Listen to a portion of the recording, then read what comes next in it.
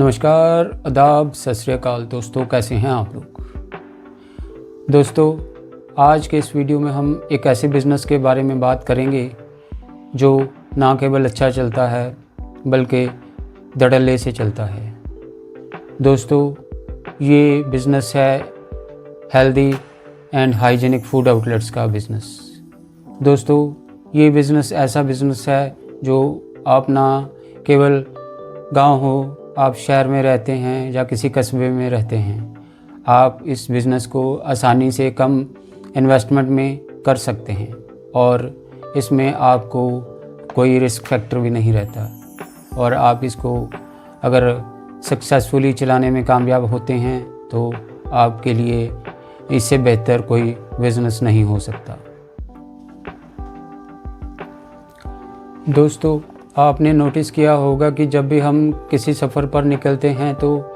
आपको रास्ते में जब भी कोई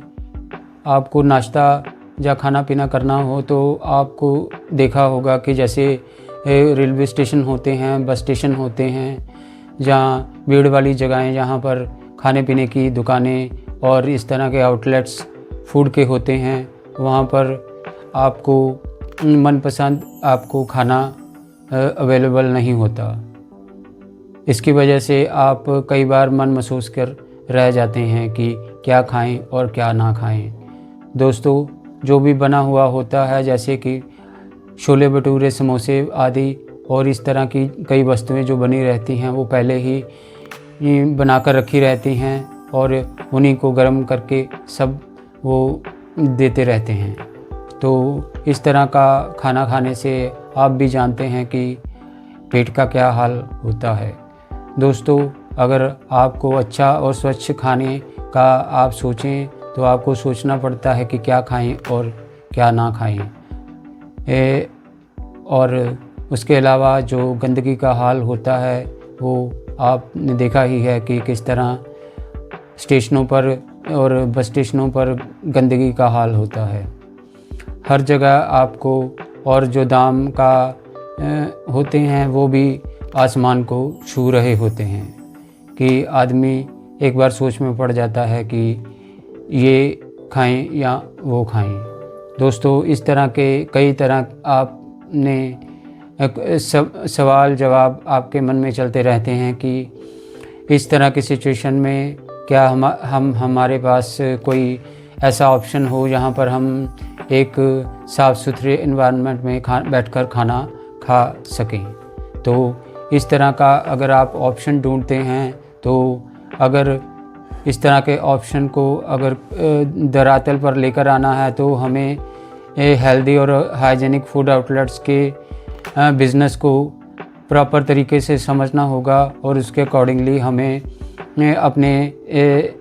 जो बिज़नेस है उसमें इम्प्रूवमेंट भी लाना होगा। और अगर आप इस तरह का नया बिज़नेस करते हैं तो आप इस बिज़नेस को अगर जो मैं आपको टिप्स बताने जा रहा हूँ अगर आप फॉलो करते हैं तो आप 100% अपने बिज़नेस को कामयाब करेंगे। क्योंकि जो भी मैं आपको टिप्स देने जा रहा हूँ वो उन्हीं पॉइंट्स पर हैं कि हम ये सब जो चीज़ें हैं उनको किस तरह से हल किया जाए। तो अगर आपने अभी तक हमारा चैनल जौहरगढ़ सब्सक्राइब नहीं किया है तो आप कर सकते हैं और हमारे चैनल पर जो पुरानी वीडियोस हैं उनको आप देख सकते हैं और कुछ ना कुछ आपको उसमें से समझने और देखने लायक ज़रूर मिलेगा। जो 7 टिप्स मैं आपको बताने जा रहा हूँ वो अगर आप अपने बिज़नेस में अप्लाई करते हैं जहाँ आप अपने फूड आउटलेट्स को उसके अकॉर्डिंगली बनाते हैं तो आपको बिज़नेस आपका आसानी से चल जाएगा और आपका एक अलग पहचान बनेगी जिससे आपका बिज़नेस अच्छा चलने लगेगा और आपका बिज़नेस प्रॉफिटेबल भी बनेगा। दोस्तों, जो मेरा पहला टिप है वो ये है कि साफ़ सफाई पर प्राथमिकता रखना। दोस्तों, आपने भी देखा होगा कि ज़्यादातर फूड आउटलेट्स जो होते हैं रेलवे स्टेशन के आसपास और बस स्टैंड के आसपास तो वो इतने गंदे रहते हैं कि वहाँ पर आपको एक बार बैठने में कई बार सोचना पड़ता है कि हम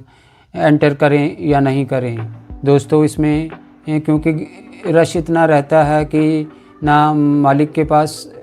टाइम रहता है और ना ही नौकर के पास टाइम रहता है कि केयर करे, और ये नेग्लिजेंस की वजह से उनके बिज़नेस, उनका जो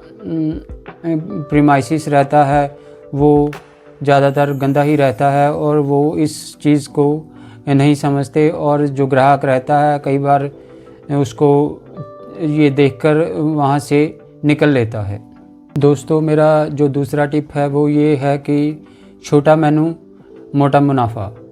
दोस्तों आपने भी देखा होगा ज़्यादातर रेस्टोरेंट्स में एक लंबा चौड़ा मेनू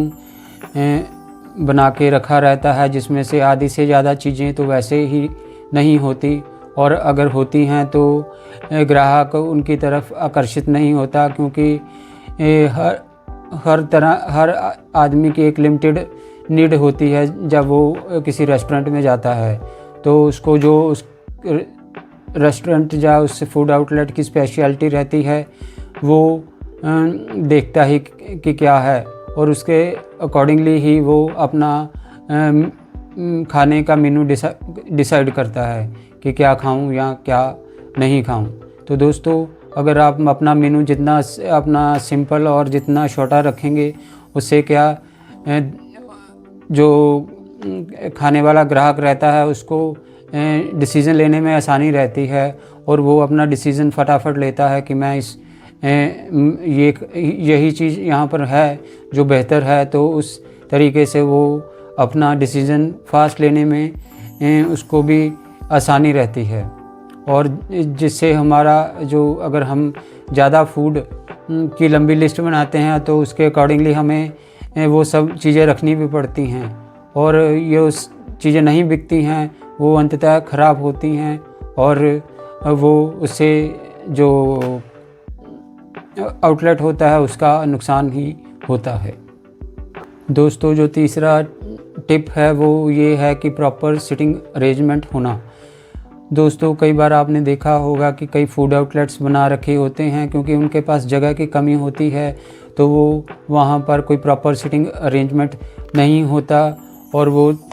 इस तरह से ज़्यादा कई बार केयर भी नहीं करते कि इस तरह अगर आपके पास जगह कम है तो उस सिचुएशन में आप किस तरह का सीटिंग अरेंजमेंट रखेंगे तो आप इससे ग्राहक अट्रैक्ट होगा, क्योंकि हर ग्राहक चाहता है कि मैं बैठकर अच्छे से आराम से खाना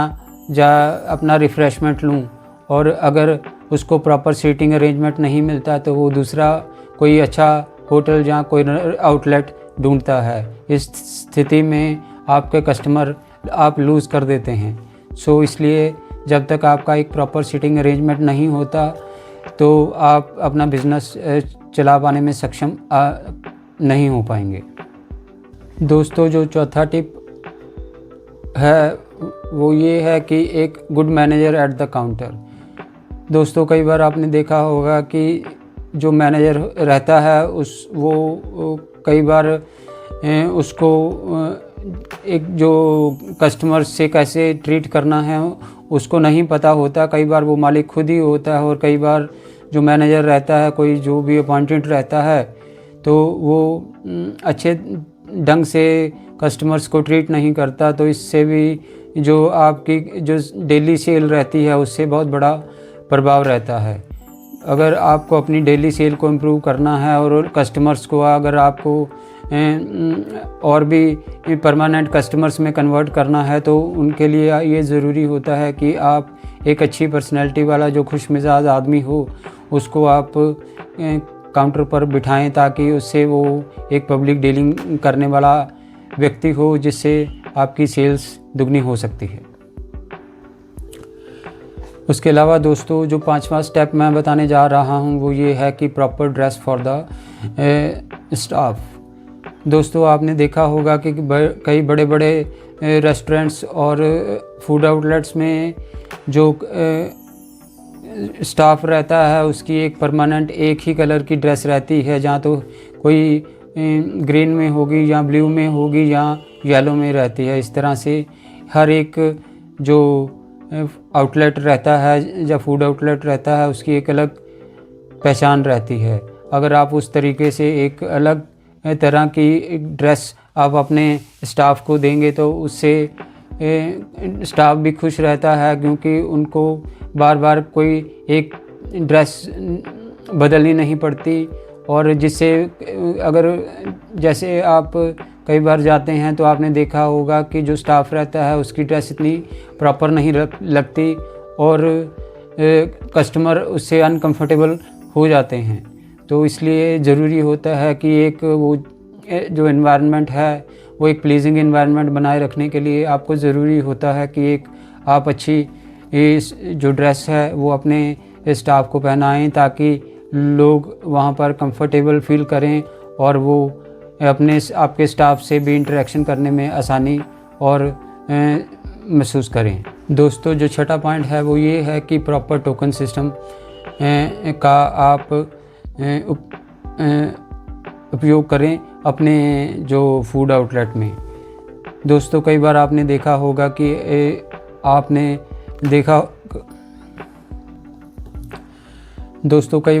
देखा होगा जैसे कि बड़े बड़े फूड जॉइंट्स रहते हैं, जैसे कि मैकडोनल्ड हुए या इस तरह के और भी कई एक फूड जॉइंट्स रहते हैं। वहाँ पर पेमेंट पहले ही ले लिया जाता है और आपको एक टोकन थमा दिया जाता है, और जिससे आप जब भी आपका ऑर्डर आता है एक बेल से आपको बुलाकर आपका ऑर्डर डिलीवर कर दिया जाता है और आप जाकर अपने टेबल पर बैठकर उसको खा सकते हैं। और इस तरह से ये सिस्टम चलता रहता है। दोस्तों, अगर आप भी एक प्रॉपर टोकन सिस्टम आप अपने फूड आउटलेट में बनाएंगे तो उससे आपका बिज़नेस में आपको एक्स्ट्रा स्टाफ रखने की जो परेशानी है उससे भी निजात मिलेगा और एक सिस्टमेटिक अप्रोच से आपका बिज़नेस चलता रहेगा और आपको ज़्यादा परेशानी भी नहीं होगी। उसके अलावा दोस्तों, जो सातवां मैं आपसे डिस्कस करने जा रहा हूँ पॉइंट वो ये है कि यूज़ ऑफ डिस्पोजेबल आइटम्स। दोस्तों, ज़्यादातर आपने देखा होगा कि आजकल कई फूड जॉइंट्स रहते हैं जिसमें डिस्पोजेबल का प्रयोग कपलेट्स का प्रयोग किया जाता है। और डिस्पोजेबल कपलेट्स यूज़ करने से क्या होता है कि आपको एक्स्ट्रा स्टाफ जो रखते हैं आपको वो भी आपका कम हो जाता है और आपका जो सिस्टमेटिक तरीके से आप अपना बिज़नेस इसमें आप ऑपरेशन कर सकते हैं। फूड आउटलेट में साफ़ सफाई भी बनी रहती है और आपको एक्स्ट्रा स्टाफ रखने का झंझट भी नहीं रहता और इस तरह से आप अपनी बिज़नेस को चला सकते हैं।